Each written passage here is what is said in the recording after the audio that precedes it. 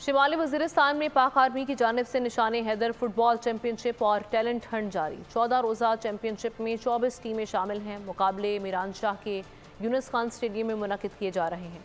मुकाबले 24 जनवरी तक जारी रहेंगे। खिलाड़ियों का कहना है कि पाक फ़ौज के शुक्रगुजार हैं मेगा इवेंट का इनेकाद किया। ऐसे इक़दाम सेहतमंद मुआशरे की जानिब यकीनन अहम पेशरफ्त साबित होंगे।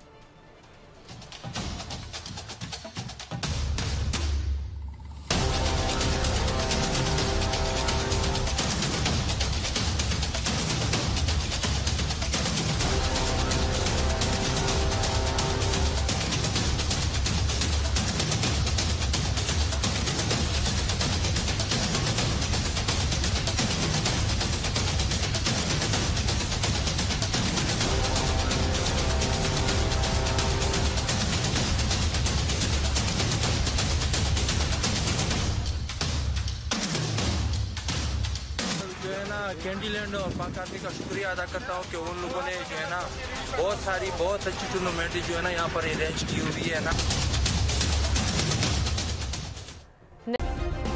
सब्सक्राइब करें और बेल दबाएं ताकि कोई खबर रह न जाए।